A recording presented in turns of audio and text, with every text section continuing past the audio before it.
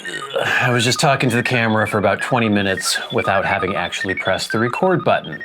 Fantastic. Hello. Welcome once again to Stuff and Things, where I like to talk about stuff and occasionally even things. I'm your good friend Bradley, and today is a pleasant Sunday Stuff and Things, take 2. And on this very pleasant Sunday Stuff and Things, we have lots of stuff and things to talk about, including upcoming videos, things that you can look forward to on Stuff and Things and Stuff and Things Plays. We'll talk about an interesting milestone that we have reached on the Stuff and Things YouTube channel. We're going to give a little update on Seattle Pipe Club Hogshead. I got a new knife yet again. And then, of course, we will have your feedback, questions, comments in hashtag askstuffandthings. Let's get into it.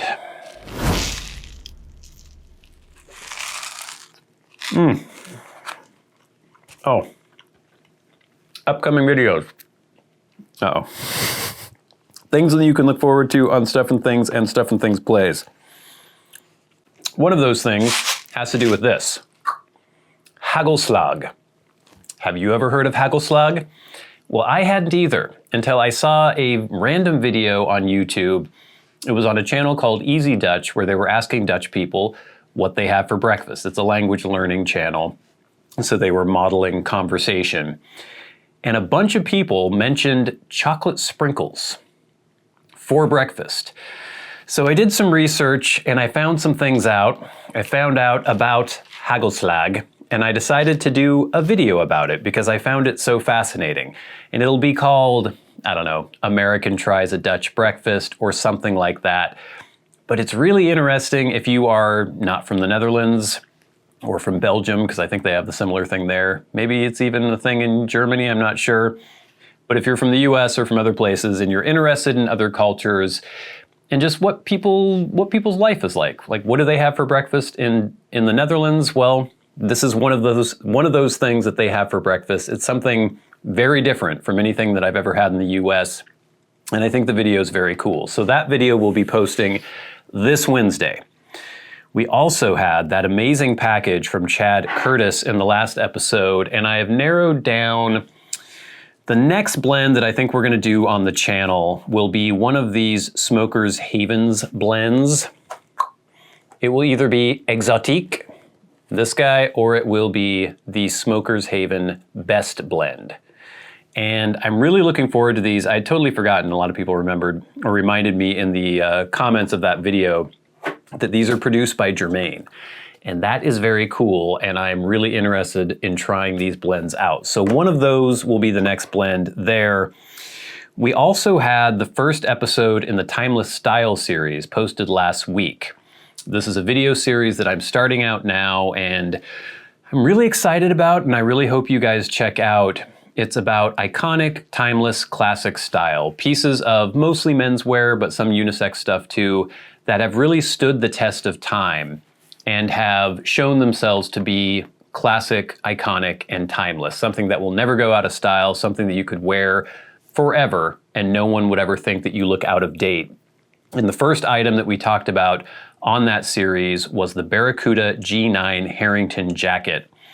And I would really love it if you guys check that out because I want feedback for it. And it's also kind of showing a new direction I'm trying to take where I'm putting a little bit more into production value and trying to make the videos. I mean, I'm always trying to make the videos interesting, but this is kind of a new editing style and stuff. So I would love it if you checked that video out that posted last weekend or last Wednesday on Timeless Style, the Barracuda G9 Harrington jacket. And we're gonna have more episodes in that series. I have other things that I think fit the category of timeless style. I haven't decided what I'm gonna do next. I would love to do the Shot Perfecto motorcycle jacket, but I just don't know if I'm gonna be able to get my hands on one of those. They're very expensive and I'm trying to find one used, but I don't know if that's gonna happen. But anyway, stay tuned for that. There are gonna be a lot more videos in that series. And then of course, Elden Ring, the continuing adventures of Kevin the Kurt in Elden Ring on the Stuff and Things Plays channel every Monday, Wednesday, and Friday. Just all sorts of good stuff. Lots of good stuff coming up, so please stay tuned. So, I got an email from YouTube the other day letting me know that the Stuff and Things channel had reached a rather I think, impressive milestone, and that is the 10 millionth view. Hey! 10 million views. I think that's pretty cool. It did take 8 years for us to get that far, but I still think that is pretty cool, and it's a pretty neat milestone. It's really a testament to the fact that you guys are all watching out there. That's why I'm still doing this. That's why I'm still spending the time and putting the effort into making these videos. So many of you have actually been here from the very beginning, and that is also really gratifying to know. So here's to 8 more years. Here's to 50 million, 100 million, 200 million more views. Let's get those view counts up. Subscribe, all that good stuff. It's interesting, I was looking at my analytics recently, and I was noticing a huge bump that I had had in the last, they have categories. You can look at the past 28 days, the past 90 days, the lifetime of your channel. And in the past, I think 90 or 28 days, I had seen a big bump in views. I was like, what is that attributed to? Because, I was getting kind of the normal amount of views on my videos. But then I realized it was the Midori Traveler's Notebook passport size 6-year update, and then the 2 McFadin Taschenbegleiter videos that I posted. Those got tens of thousands of views on each of those videos. And if I really wanted this channel to be popular or to get a lot of views, I guess I would do exclusively Midori/notebook/journal videos. And I could really chase those views and chase the algorithm there, because that brings in a lot more of a wide audience. It brings in a lot more women, all sorts of stuff. But I want to keep posting videos on the things that I am passionate about and things that are interesting to me. Obviously, the journals, the notebooks and stuff, that is one aspect of that. But obviously I want to still do pipe blends and all that stuff. So it really means a lot that all of you are watching my content. Please watch all of it repeatedly. Every day. I would appreciate that. But no, it's really cool that we have reached 10 million views, and it's really cool that we have done that together. So take a bow, give yourselves a round of applause. I really appreciate it. Seattle Pipe Club Hogshead. I posted a video of this a couple weeks ago, the video review, the final video review, and I wasn't super positive. I mentioned that there were some things that were good, some things that were bad. Many people actually commented on that video that they really love this blend, and so it's just a matter of taste, obviously. If it has a flavor profile that you like, you may really enjoy this blend. But one thing I mentioned was the fact that mechanically it was really irritating, where basically I could never get through an entire pipe without it getting really just kind of gloopy and congealed at the end of the pipe. It was really hard to actually finish a pipe. And some people mentioned, oh, are you drying it enough? You should put it in the microwave. And I did try drying it quite a bit, rubbing it out, drying it out. And it didn't really seem like anything made that much of a difference. And the more I have had this thing has 4 ounces. There were 4 ounces in this tin, so I didn't want to waste it. I wanted to get through the entire tin, so I'd still have a bowl, every day probably.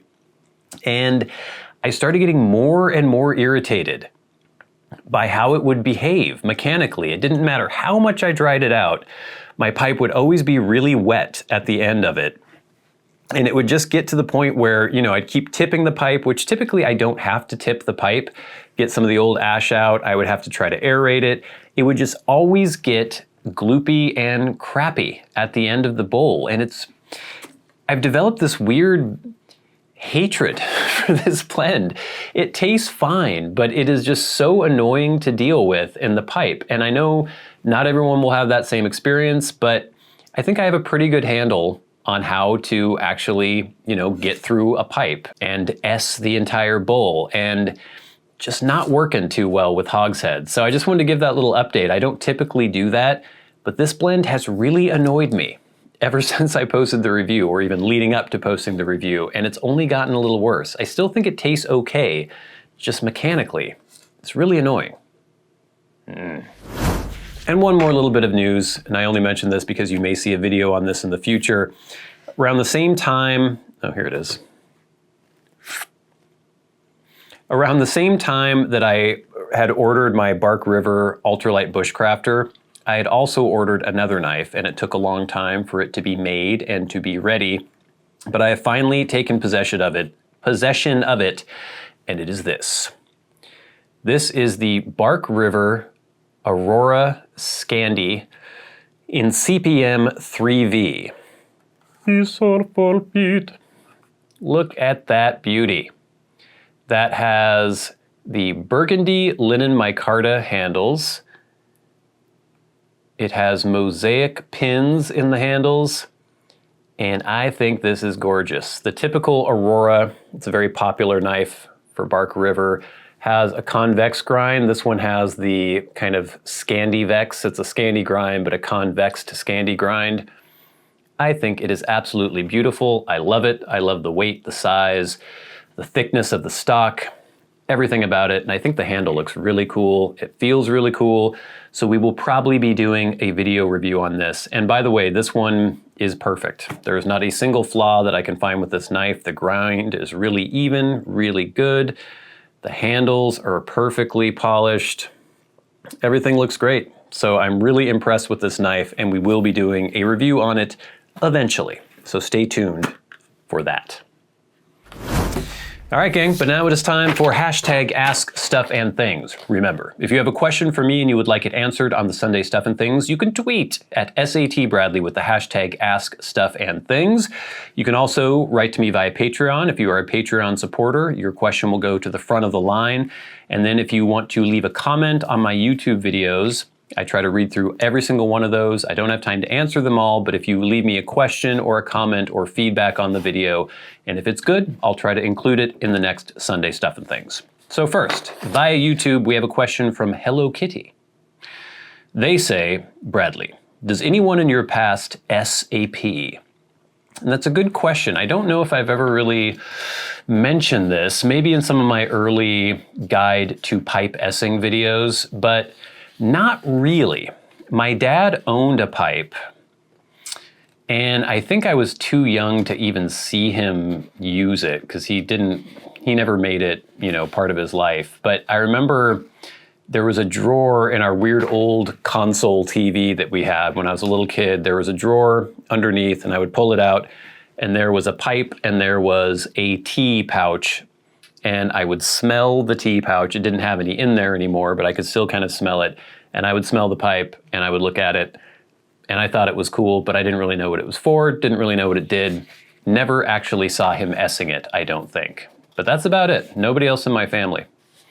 Next, from Josh Stivers. This is feedback for last week's Sunday Stuff and Things. Josh says, I'd love to see an updated review of some of those more mythic blends, since most people can't get them, sadly.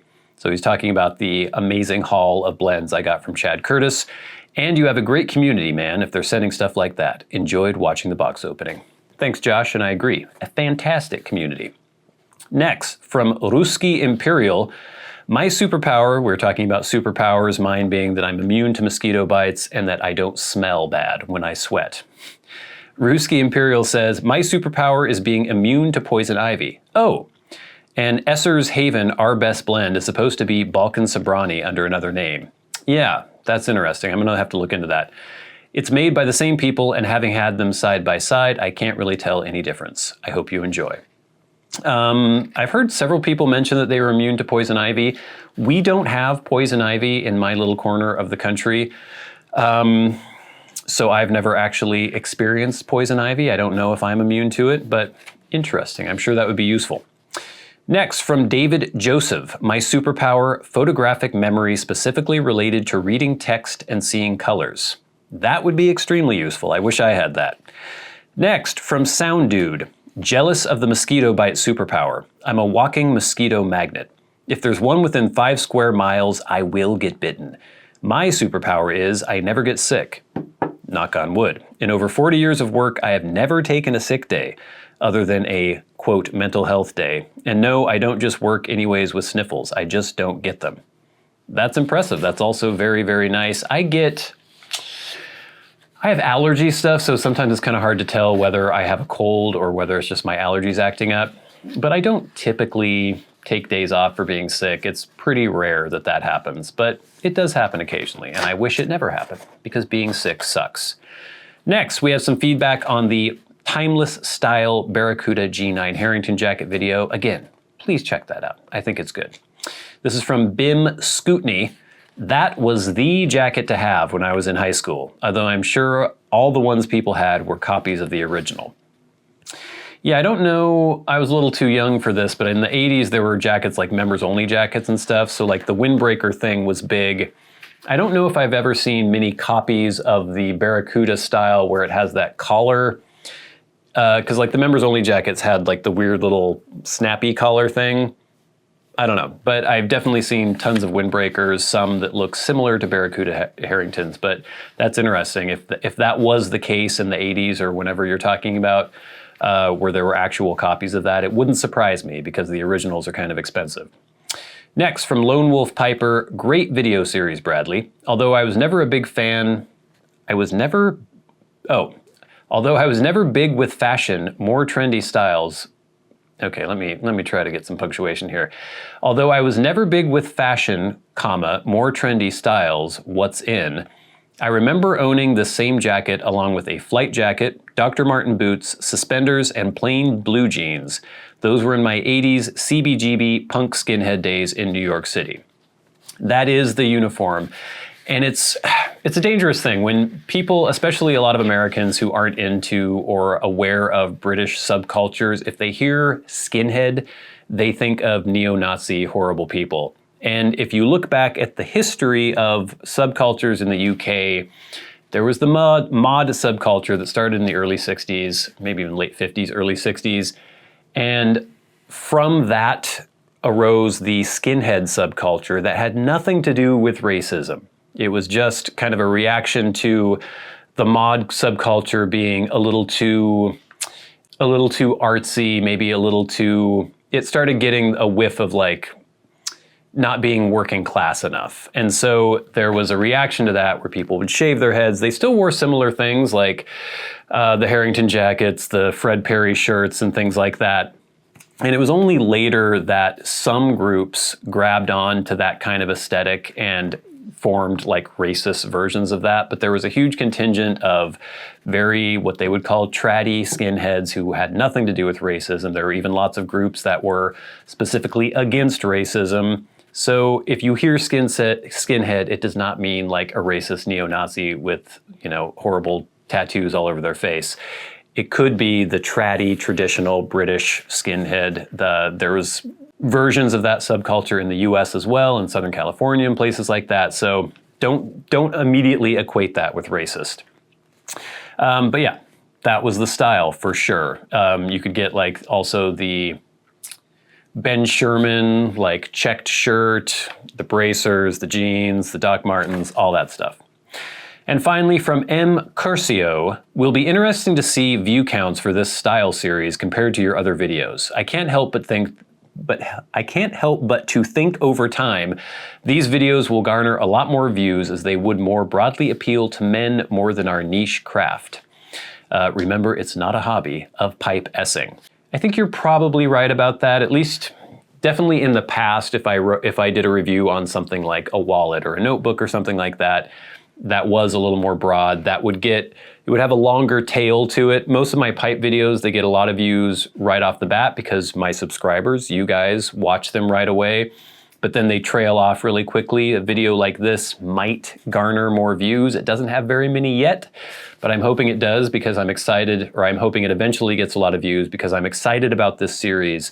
So if you are a normal subscriber and you are not interested in that at all, I understand, but it would help if you would go check that video out, because the more people click on it, the more likely it is that Google shows it to other people, and then they may click on it. Even if it's not as broadly appealing, or it's not as specifically appealing to my subscribers, it might be really appealing to people who are not subscribed, but they won't get to see it unless people who are subscribed click on it, because then it gets pushed up in the algorithm and gets shown to more people. So really appreciate it if you would go and check that video out. But gang, now it is time for the very best part of the show, and that is where we thank our Patreon supporters. There is a link in the description box below if you would like to support the channels on Patreon. You could also hit that super thanks button under this video if you wish, and it is super appreciated. It helps pay for the fancy camera filming this video, the lights shining upon me, blends for review, other items that we can check out on the channel, and it really goes a long way, and it is so much appreciated. So much, in fact, that every week we like to shout out those who support the channels at $25 or more a month.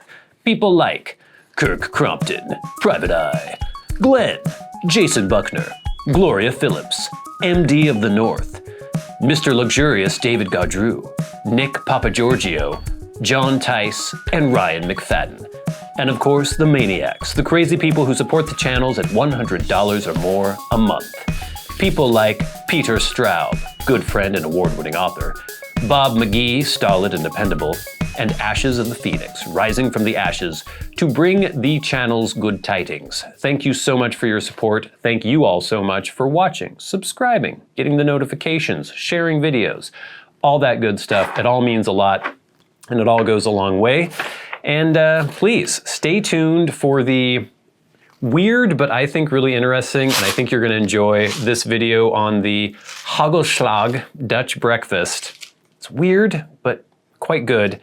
There will also be videos on one of these blends from Smoker's Haven. There will also be videos on one of these blends from Esser's Haven.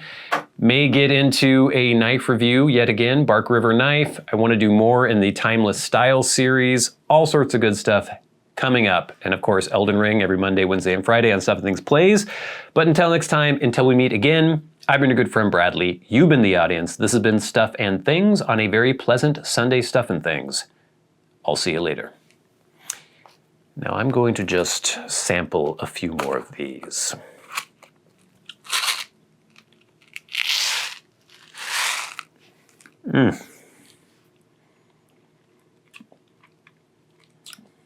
Hagelslaggy.